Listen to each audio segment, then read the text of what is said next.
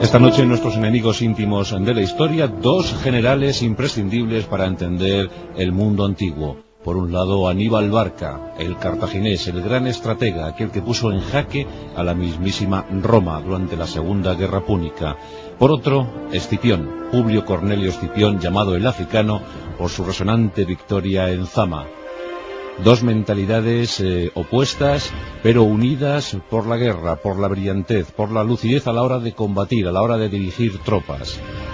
Dos personajes auténticamente legítimos para dar vigor, para dar sentido al mundo antiguo, ese que nos edificó la personalidad. Aníbal Barca era hijo de Amílcar, del gran general Amílcar. Pues aunque perdieron la guerra los cartagineses, la primera guerra púnica, esa guerra que les enfrentó a Roma por la lucha, por la pugna, por la autoridad en el Mediterráneo occidental y oriental, pues Amílcar desde luego salió triunfal, perdedor en la guerra, pero victorioso ante los suyos, porque sus combates fueron ciertamente gloriosos allá en Sicilia. Sus hijos dieron buena muestra de la genética que les había infundido el progenitor. Y con tan solo 9 años de edad, Aníbal acompañaba a su padre en 237 a.C. a la campaña punitiva contra las tierras íberas. Previamente, en el templo del dios Baal, habían jurado odio eterno a Roma.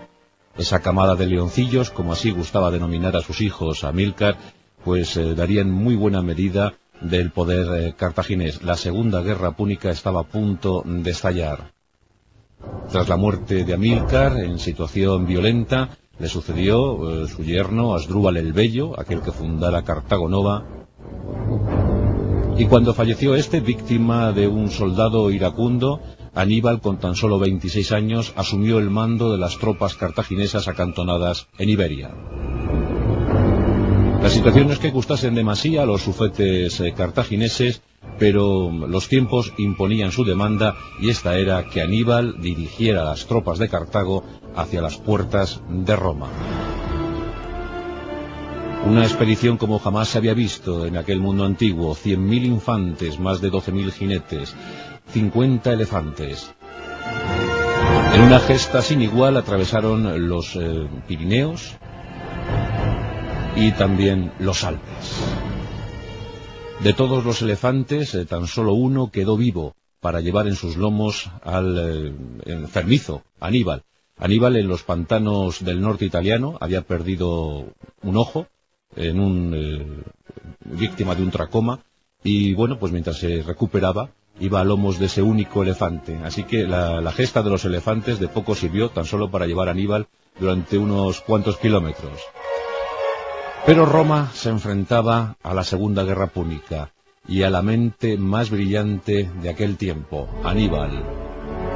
En una suerte de batallas, Tesino, Trasimeno y Canás, la heroica Canás, celebrada en agosto de 216 a.C., los cartagineses, bien dirigidos por Aníbal, sometieron a una durísima prueba a los romanos, los cuales no cesaban de perder legiones, enviándolas de forma infructuosa a estamparse contra los muros de los escudos íberos, celtas, contra la caballería ligera númida, contra los libios, esa fuerza multinacional dirigida por el cartaginés.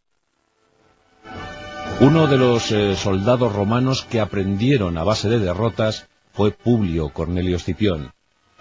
Él estuvo en Canás, él estuvo en Tesino. Él incluso tuvo que salvar la vida de su progenitor, de su padre, en una durísima prueba de caballería.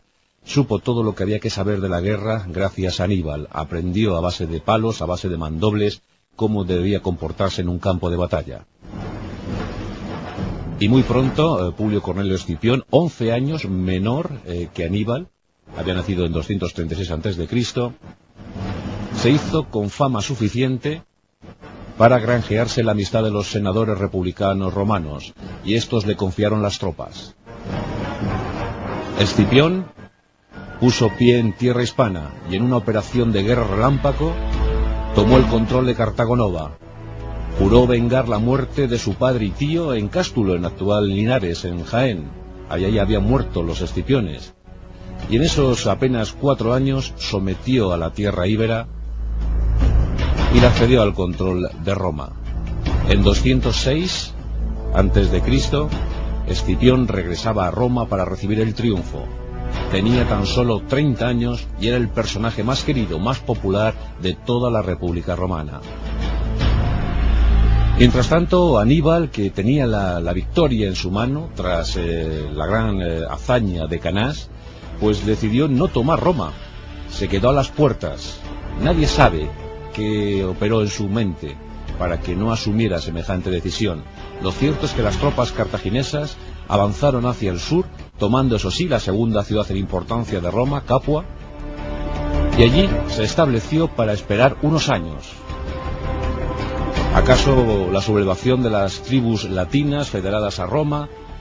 O vaya usted a saber qué, pero tiempo suficiente para que Escipión consiguiera tropas y devolviera el golpe, nada más y nada menos que capitaneando una ofensiva contra la propia Cartago. Año 202 a.C. Las tropas romanas, apoyadas ahora sí por la caballería númida, se despliegan ante los efectivos cartagineses dirigidos por un Aníbal que había tenido que volver a toda prisa desde Italia para defender su capital natal, su ciudad natal. Tenía elefantes, tenía hombres, pero poco curtidos en la guerra. Tan solo 15.000 veteranos le restaban desde las campañas de Italia. Tan solo esos 15.000 hombres eran de la confianza absoluta del estratega cartaginés. La batalla de Zama, como ya sabéis, fue un absoluto desastre para los cartagineses y supuso el fin de la Segunda Guerra Púnica. Una vez más, Cartago había sido doblegada, había sido sojuzgada por los impetuosos romanos. Escipión, llamado desde Zama el africano, fue benévolo y estableció unos protocolos de paz pues muy ventajosos para los cartagineses. Pero la estrella de Aníbal todavía no había sucumbido, no se había apagado. Y de hecho, 7 años después del desastre de Zama, era el sufete principal, era el jefe principal de Cartago. Confiaba en recuperar fuerzas, en renovar bríos, para devolver la ofensiva a Roma y esta vez sí vencer. Pero Roma ya no quería sorpresas, se había enterado de la maniobra del cartaginés y exigió la cabeza de Aníbal. Aníbal, también víctima de las conjuras internas, tuvo que escapar, en esta ocasión a Siria, a la corte del rey Antíoco III, quien también libraba su particular guerra contra los romanos. Y durante un tiempo Aníbal se convirtió en el comandante de los ejércitos de Antíoco III. Pero tras algunas batallas, Aníbal ya no era aquel de Canás, pues perdido, debilitado, tuvo que volver a escapar. En esta ocasión llegó a las tierras de Bitinia, donde reinaba el rey Prusias. Los romanos le perseguían, querían a toda costa ejecutarle, eliminarle. Escipión se había convertido en su más fiel perseguidor, aunque también, hay que decirlo, le rendía una encendida admiración. Nunca sabremos si este encuentro que vamos a relatar se produjo. Se vieron, eso sí, se vieron en Zama, cuando se firmó la paz. Pero se vieron después. Es difícil precisarlo, pero cuenta la historia, o acaso la leyenda, que en una ocasión ambos genios militares se entrevistaron. Mantuvieron una conversación larga y tendida. Y dice esa leyenda que en un momento de la charla, Escipión, muy envalentonado por su gran gesta, al ser el gran triunfador de la Segunda Guerra Púnica, espetó a su interlocutor. Dime, Aníbal, a tu juicio, ¿cuáles son los 3 grandes generales de la historia? Aníbal, sin pensarlo mucho, respondió: Alejandro, lo decía por Alejandro Magno, Pirro, el gran general griego, y yo. Escipión, un poco sorprendido por esta respuesta, en ese momento él era el vencedor, él era el número 1, le dijo: ¿y si tú hubieses ganado en Zama? Aníbal, sonriendo, dijo al romano: si yo hubiese ganado en Zama, me hubiese nombrado en primer lugar. Algo de razón debía llevar, y tampoco sabremos jamás cuál fue la reacción de Escipión el africano. Lo que sí sabemos es que en 183 a.C., acorralado por los romanos, envejecido por las guerras y las circunstancias, a los 64 años de edad, Aníbal decidió poner fin a su vida. Una frase célebre pasó a la historia desde entonces, la pronunciada por Aníbal, sus últimas palabras: libremos a los romanos de sus inquietudes, ya que no saben esperar la muerte de un anciano. Ese mismo año también fallecía Escipión el africano. Venido a menos, en la República Romana le habían también atosigado, acosado, incluso le llegaron a tachar de traidor. Ese mismo año, dos de los mejores genios militares de toda la historia pasaban a la eternidad: Aníbal Barca, Escipión, Publio Cornelio Escipión el africano. Menudo versus. Enemigos íntimos de la historia, pero también tipos que se llegaron a admirar. Esas historias que, por desgracia, ya no se repetirán jamás.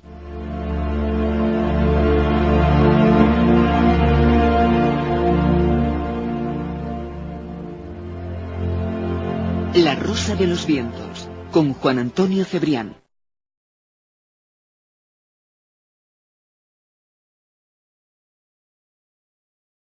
Ciertamente gloriosos allá en Sicilia.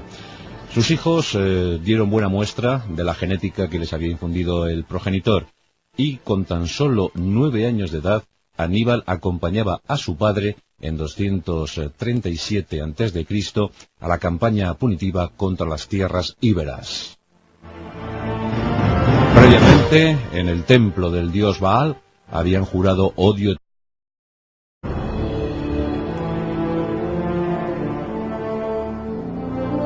Esta noche, nuestros enemigos íntimos de la historia, dos generales imprescindibles para entender el mundo antiguo. Por un lado, Aníbal Barca, el cartaginés, el gran estratega, aquel que puso en jaque a la mismísima Roma durante la Segunda Guerra Púnica.